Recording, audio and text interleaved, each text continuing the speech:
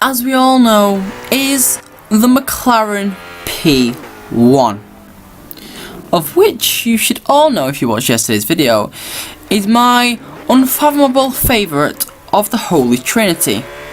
Now, you can say what you want, you can prove me wrong all you want, but you will never, ever prove to me why I should prefer any of the other cars other than this P1. It is undoubtedly my favourite. Why? It just is. This was built in 2013 to face off against the Ferrari LaFerrari and Porsche 918, therefore forming the Holy Trinity of the supercar. And, well, McLaren, you did an incredible job.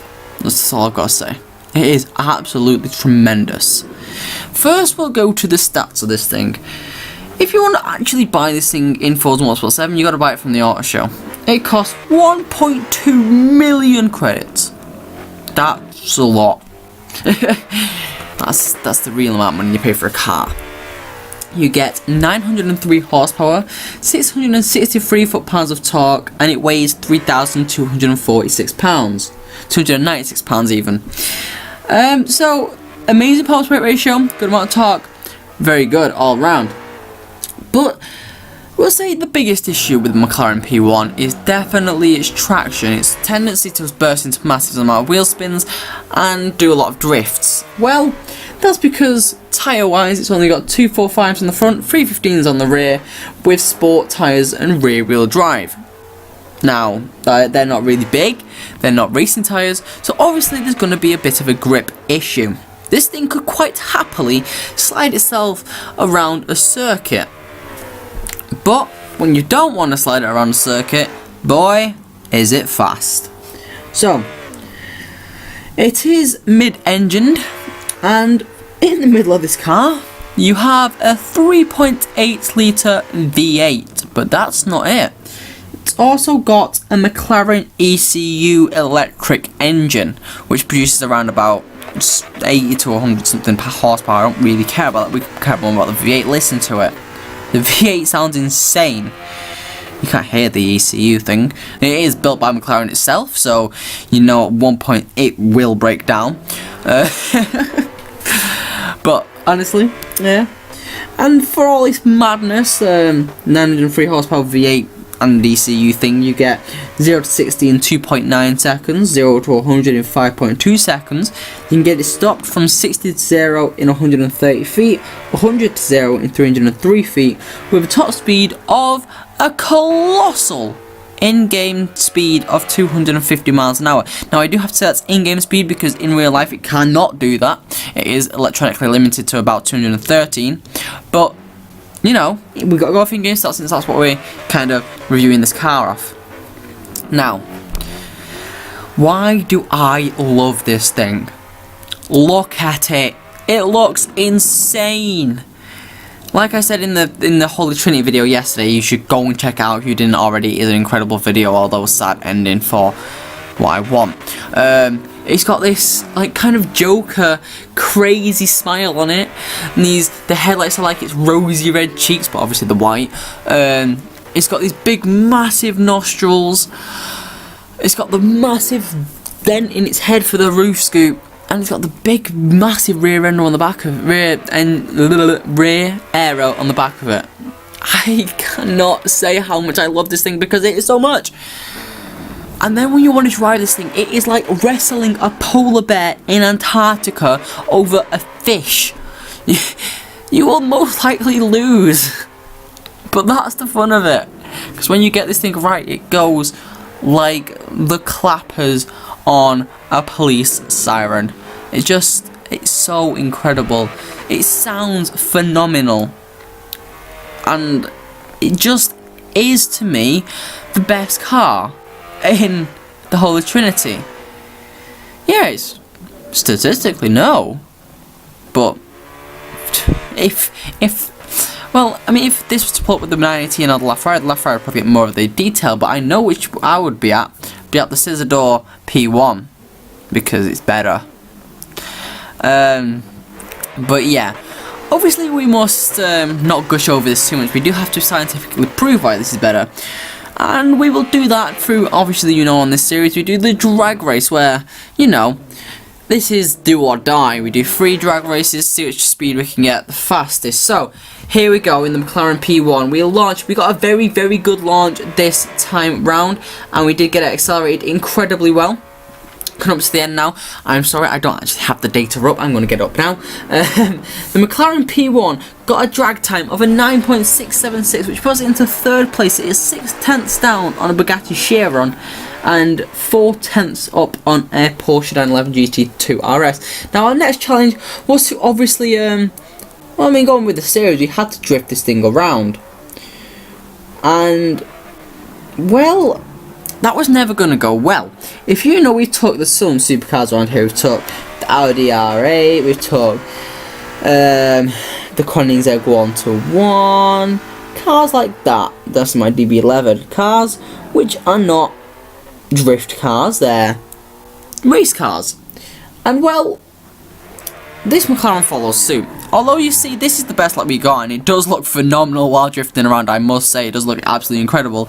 This thing is terrible for drifting. It is horrific because it's got too much power. That's the issue. You want to slide around, and you put a little bit too much power on, you're backwards. You don't put enough power on, you're not sideways enough. You're not getting points. Or you're too backwards, you're losing all your points, or you're going off the road, or you're spinning about, you're spinning your wheels up an awful lot once you get warmed up. Obviously, once the rear tyres are warmed up, you can put a lot less throttle on, you can be a lot safer. As you can see now, I'm feathering the throttle. I smashed that Xbox, I'm F that. But yeah, this car is it's crap for drifting. Don't make a drift car out of this car because it won't work. Although it looks really, really cool, I can guarantee most of the cool looks for this thing weren't actually getting any points because the drift was too shallow. It definitely wasn't suffering for speed because it got around this lap very, very quickly. Could get quite a few laps in the 15 minutes of drifting we did around Mount Maple. But there was a little bit of off-roading in the McLaren. We didn't roll it this time, we did roll it a couple laps later. But here we go now into the final corner, and we just hold it in. That's like the cleanest we've ever done the final corner. The McLaren P1 accelerates towards the line now, and it got a best drift score of a 25,377, which puts it into 18th position. It is 1,000 up on the Alfa Romeo Giulia Quadrifoglio, but it is 1,000 down in the Audi RS7 Sportback. Now we must take it to our dedicated test track to see just what it can do around the Suzuka full circuit, and my god, we've seen this thing go around here and we know it is absolutely terrible. But once you get on your own track and you have enough space and you have your personal space and you've done practice and you've done everything, it gets better. So you can see I'm doing apex to apex to apex. I'm feathering the throttle. It's not full throttle because if you try to get full throttle on this thing, it will spin its wheels up, it will slide out, it will drift, and that is not what you want for a good lap time. And as you can see, I'm absolutely pushing this to the limit because you'll see a couple of times here the car just get a little bit sideways. As you can see, I'm pushing it so hard. The tyres are squealing, like sometimes drowning out the engine noise, and you can't come around the Dunlop curve now. You can't pull off full throttle because you're going too fast and you just go straight off the circuit. Coming up to the Degners now, and it is incredible on the brakes of the McLaren P1. On Degner 1 and on round Degner 2, and they were perfect. Them Degners were absolutely perfect. Now we're accelerating towards this very fast right-hander here, which every car is mastering, but this car will get sideways and you can go the wrong way into the uphill hairpin. There's a little bit of a lock up, and I'm coming up to the uphill hairpin now. This is where the McLaren P1 will struggle. As you can see, I'm getting into a lot of wheel spin, a little bit of sidewaysness as the McLaren tries to accelerate as hard as it can, as fast as it can up that hill. Putting too much power on will get you to overstay, but that's what you need to get up the hill. Come around this very, very fast right-hander now, very long right-hander as well. Not many issues here. I never had enough here. Come to Spoon, as you saw in the Trinity video if you watched it, it is very easy to drift this car the whole way around Spoon. As you can get it a little bit sideways there, but I am mostly keeping it under control. And look at that smile, the McLaren's like, hey, I'm going so fast. And we're accelerating down to 130. Yeah, we do reach top speed of around 184 miles an hour coming around here now, and we have to get heavy on the brakes for the 130, but we can get it stopped and turned for around 120 miles an hour going around this corner. Now coming to the Casio triangle, heavy on the brakes, and this car's brakes are so good. It's just let down by its poor acceleration because of the amount of wheel spin it can get. Coming around the last corner now, it's accelerating like mad. It's shifting up, accelerate. so fast towards the line now. And here we see the McLaren P1 across the line. Now the McLaren P1, I am very, very happy to inform you, got a lap time of a 2:13.391. Which, if you've been anywhere near this series, you've not had any car go anywhere near. Because that puts the McLaren P1 into a first position. Yeah. As you can see now, I'm putting a little bit too much throttle on now. I'm just showing you guys how easy it is to just slide this thing around the S-bends. Like, it's just so easy to do it. But yeah, the McLaren P1 goes into first position on the leaderboard. Now, since we did the whole Trinity video at the start, the next couple of reviews, the next one will probably be the LaFerrari, and the review after that will be the 918. We might do see the cab builds on it. It would be fun, won't it? But yeah, this McLaren P1, I adore it. It sounds insane, it looks insane, it drives like a madman with a box, without the box. Doctor Who reference if you don't get that.